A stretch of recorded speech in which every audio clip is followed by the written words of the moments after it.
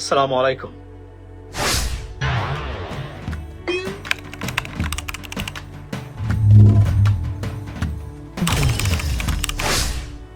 Welcome to this live, ladies and gentlemen. যথারীতি বাংলাদেশ প্রসঙ্গ একটু আগে ইউটিউবে লাইভ করে আসলাম। বাংলাদেশ নিয়ে অপপ্রচার চলছে ভয়ঙ্করভাবে। Misinformation, disinformation, propaganda pouring on internet. I have never seen anything this scale, or যেটাকে বলা হচ্ছে the industrial scales of propaganda or misinformation. I mean, pouring on internet against Bangladesh by Indian media, Indian authority in association or the sponsored by Awamilig. That's a shame, it's danger. আজকে দেখলাম যে আপনি দেখেন, এটা আমি warning করতেছি প্রতিদিনই। আমি বলছিলাম 18 দিন আগে যে কমনওয়েলথ থেকে বাংলাদেশ বিরোধী রিপোর্ট এসেছে, right?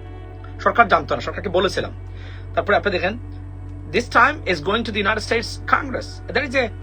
There is a bipartisan statement against Bangladesh could be on the way from the United States government right after 20th of January, ladies and gentlemen. That's I'm warning the government, right? Robiul Haq Rubel. না বলি নাই, আমি বলি নাই। তো this time it landed at the British parliament. আজকে British পার্লামেন্টে যে ধরনের মিথ্যাচার দেখেছি, it is against the British value, British democracy, British parliamentarian system. This two gentleman, Priti Patel, former স্বরাষ্ট্রমন্ত্রী, উনি ব্রিটেনের কনজারভেটিভ গভর্নমেন্টের, ঋষি সোনাকে, যিনি তার এক্সট্রিম মনোভাবের কারণে আপনার পদত্যাগ করতে বাধ্য হয়েছিলেন, সেই প্রীতি প্যাটেল উনি আজকে সংসদে টোটালি মিথ্যাচার করেছেন, একদম একটা শব্দ সত্য না। এবং আজকে এই যে আপনার Barry Gardiner, this gentleman, he even accuse Jamaat Islami for this atrocities. He said Jamaat Islami 1,500 মানুষকে হত্যা করেছে, 300 মানুষকে হত্যা করেছে। এটা আমরা বারবার বলতেছি গভর্নমেন্টকে যে বি ওয়্যার অফ ইট। এটা sponsored by Awami League and then Indian authority, because they gone mad that they lost the control of Bangladesh, they lost the grips of Bangladesh. See, Bangladesh right now, I mean, going to alliance with Pakistan, China, stuff like that. So they don't like it. As a result, consequently, India declare war on Bangladesh right now. That's a war. খালি F-16 দিয়ে যুদ্ধ করলে যুদ্ধ নয়, internet যুদ্ধ, misinformation যুদ্ধ, harassment যুদ্ধ শুরু করেছে মানে ভারত প্রত্যেকটা জায়গা থেকে। এবং আমি গতকালকে আমার ইউটিউব লাইভে চ্যানেল নিউজ বাংলাতে বলেছিলাম যে আপনারা এতক্ষণ ধরে বসে আছেন এই হামলার প্রতিবাদে, ভারতীয় হাইকমিশনারকে ডেকে নিয়ে এসে প্রতিবাদ করে যান। আজকে করেছেন, এর আগে বলছিলাম সবাইকে ডেকে নিয়ে এসে আপনার একটা ব্রিফিং করেন, লেটে করেছেন। The government is too late to respond, that's the bottom line, right? আমি আমার মেসেজ পড়ে দেখেন, কামরুল হাসান, আচ্ছা, thank you so much. So এখন যেটা করতে হবে, we got to be united. That's a big problem for us coming up, I mean, against Bangladesh. Why? Because the government made so many mistakes. You know, they brought some wrong people in the government in advisory panels. They should not bring these type of people. They're not fit for the purpose. They're not smart enough. They're not tough enough. They're not intellectual to run this government under the serious, strict circumstances. It's a very, I mean, যদি বলি dire situation right now. We got to, because মনে রাখবেন, India মতো একটা দেশ, তারা আমাদের বিরুদ্ধে অবস্থান নিয়েছে। We can win over them because they almost lost to everywhere. They lost everywhere, or in their all neighboring countries. For example, Nepal, Maldives, in Sri Lanka, of course Pakistan, China, and lost in Bangladesh too. It means they have something very serious.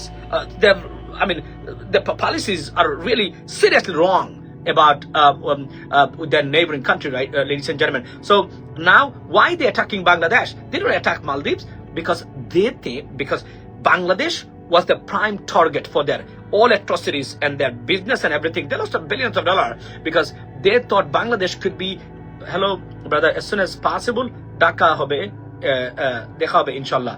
Mahmudur Rahman. Mahmud bhai, welcome to the United States. Please make sure you give a shout.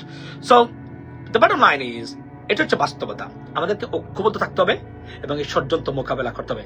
এবং সরকারকে আমি বারবার বলছি, উপদেষ্টা পরিষদ রিশাফল করতে হবে, নতুন মানুষ আনতে হবে, জাতীয় সরকার গঠন করতে হবে, সব দল থেকে নিয়ে আসে। কারণ যে ষড়যন্ত্র, এখন আমি বলে রাখি যে এখন নেক্সট যেটা হবে আফটার 20th of January, এটা ইউনাইটেড স্টেটস গভর্নমেন্ট বা কংগ্রেস থেকে আসে, ওই জায়গা থেকে যখন আসবে, that's the problem started, when you will face the problem, because সারা পৃথিবী আপনার বিরুদ্ধেও যদি যায়, ইউনাইটেড স্টেটস গভর্নমেন্ট আপনার পক্ষে থাকে, nothing gonna happen. That's the bottom line. সারা পৃথিবী চিল্লাফেলা করতে পারে, don't worry about that.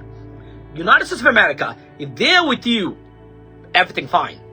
এটা সত্য, এটা আপনি মনে করবেন না যে আমি আমেরিকান নাগরিক বা আমি দেশে থাকি বলে আমি অতিরিক্ত বলছি। That's the reality. For example, একটা উদাহরণ দেই, দেখেন প্রেসিডেন্ট ট্রাম্প বলছেন দ্য ব্রিক্স নিয়ে, যারা অল্টারনেটিভ কারেন্সি চালু করতে চায় against dollar, if you do it, I'm going to put 100% tariff on your products into the United States. এবং আমি আপনাকে উদাহরণ দিয়ে বলছি, BRICS will be killed by President Trump administration. That's the bottom line. There'll be no BRICS. They may stay, but ওই যে বললাম না, alternative currency যারা চালু করতে চাচ্ছেন, it's not going to happen. When they can't do this, it means this organization will be buried or game. And why? India will be the biggest loser in this case. কারণ মনে রাখবেন, India যুক্তরাষ্ট্রের সাথে যে business আছে, যদিও চায়নার আছে, চায়না হচ্ছে give and take, but India is the biggest, will be the biggest loser. সুতরাং ইন্ডিয়া এখান থেকে সরতে বাধ্য ইভেন্চুয়ালি, এবং আরো অনেকগুলো ক্ষতির সম্মুখীন ভারত আপনার প্রেসিডেন্ট ট্রাম্পের কারণে, যদিও তাদের একটা বিগেস্ট লবি এখানে আছে, তবে তারা মিথ্যা তথ্য দিয়ে বাংলাদেশের আপনার কি বলে বিরুদ্ধে তারা অবস্থান নিয়েছে। আমি বারবার উৎসাহ করে দিচ্ছি, আমি আপনাকে বলি, আমি কিন্তু অভ্যন্তরীণ রাজনীতি নয়, আমি আন্তর্জাতিক সিস্টেমগুলো আমি দেখতেছি, আমি বলতেছি প্রতিদিন গভর্নমেন্টকে, if you are not carefully aware of it, you eventually will be loser. Diplomatically, this government has failed already. মানে our government. That's the bottom line. I can see that. আপনি কিভাবে মানে ব্রিটিশ গভর্নমেন্ট তারা statement দেয় বাংলাদেশ বিরুদ্ধে, তা Commonwealth দেয়, আমি 18 দিন 19 দিন আগে বলছি, আপনারা খোঁজ নিলেন না, এখন এসে বলছেন হয়ে গেল। এটা তো এভাবে হয় না, স্মার্টনেস দেখাতে হবে। মনে রাখবেন, আমরা যদি এটা থেকে উঠতে যেতে পারি, কন্ট্রোল করে দিতে পারি সবকিছু, will be the eventually will be the winner. এবং ভারত চেষ্টা করবে কিভাবে ভারত আধিপত্য বিস্তার করতে পারবে, একটাই সাম্প্রদায়িক উস্কানি এবং ডিস্টারবেন্সেস এন্ড ক্লাশ সৃষ্টি করে। এর বাহিরে ভারত কিছুই করতে পারবে না, কারণ we do not buy products from India that much. India তারা আমাদের কাছে, কিন্তু আমরা ইন্ডিয়া আমাদের কাছে বিক্রি করে না তেমন, আমরা তাদের কাছ থেকে কিনি। So this is the market, they're going to lose the market. Already West Bengal, Paschimbanga, এটা যে কি ধরনের প্রতিক্রিয়া এসেছে আপনারা সেটা দেখেছেন। তবে একটা জিনিস প্রমাণ হয়েছে, সেটা হচ্ছে India is not our friend and they will never be our friend. That's the bottom line, ladies and gentlemen, whether you believe or disbelieve. আর একটা জিনিস বলতে চাই, থ্যাংক ইউ মানিক খান, একটা জিনিস বলতে চাই, সেটা হলো যে আজকে প্রমাণ হয়েছে, এবং আপনাদের কাছে একটা প্রশ্ন, এই ষড়যন্ত্রের মূল টাকা পয়সা স্পন্সর সবকিছু হচ্ছে আওয়ামী লীগ করতেছে। আমার জাতির কাছে আমার প্রশ্নটা আজকে, যে আমাদের দেশের বিরুদ্ধে যুদ্ধ ঘোষণা করেছে, একটা দেশকে লেলিয়ে দিয়েছে, আমাদের বিরুদ্ধে অপপ্রচার করতেছে, 18 কোটি মানুষের বিরুদ্ধে অবস্থান নিয়েছে, সেই দল কি বাংলাদেশের রাজনীতি করার অধিকার রাখে কিনা? এই প্রশ্নটা রেখে শেষ করলাম, আপনার উত্তর দিবেন।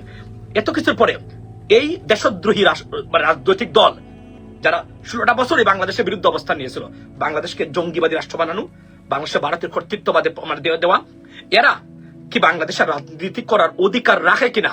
এই প্রশ্নের উত্তরটা রেখে গেলাম, দেবেন সময় করে। go right now and have a blessed day, ladies and gentlemen. আর আমার ইউটিউবে আমি নিয়মিত আসি, go and check channel US Bangla. আসসালামু আলাইকুম।